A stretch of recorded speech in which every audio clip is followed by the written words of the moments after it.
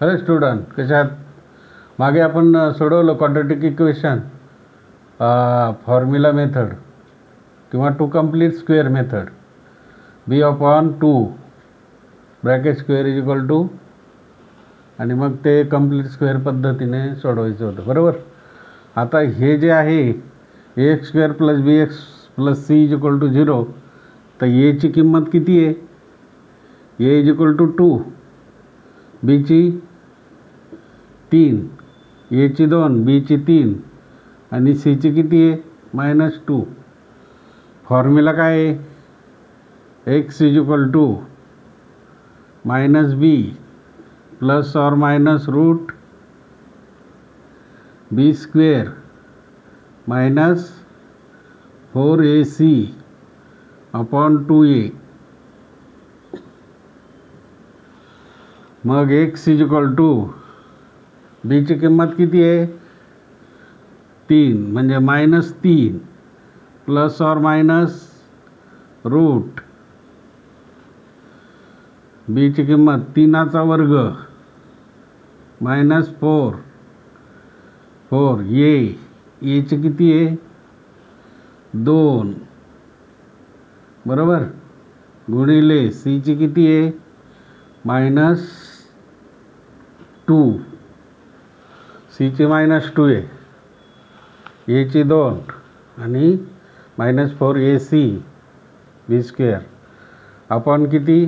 2a. 2 गुणिले किती? एची किती आहे? 2. एक्स बरोबर काय होईल? -3 प्लस और मायनस, या ठिकाणी किती येतील? 3चा वर्ग 9, बरोबर.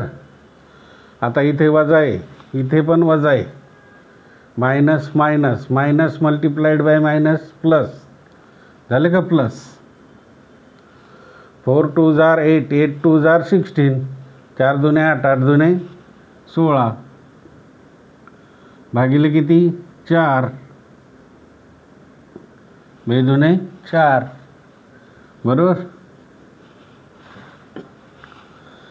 मग आता याचं किती येईल? Is equal to -3 under root 9 अधिक 16 किती झाले? 25 अपॉन 4, बरोबर की नाही. इथं -3, इथे प्लस और मायनस, इथं प्लस और मायनस, बरोबर की नाही. मग आता एक्स इज इक्वल टू काय होईल? -3 प्लस और मायनस काय येईल? रूट 25चं किती येतील? 5, बरोबर. 5 अपॉन किती? 4, म्हणजेच काय येईल? -3 प्लस 5 अपॉन 4, किंवा -3 minus 5 upon 4 is equal to -3 plus 5 2/4, बरोबर. आणि -3 मायनस 5 वजा 3 वजा 5ची बेरीज -8,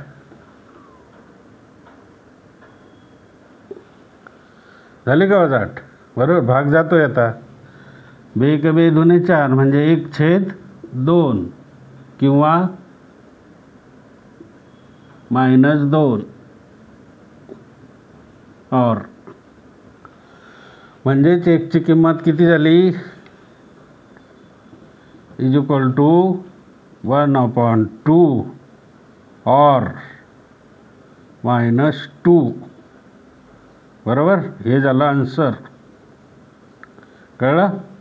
ओके, थँक्यू, बाय. असे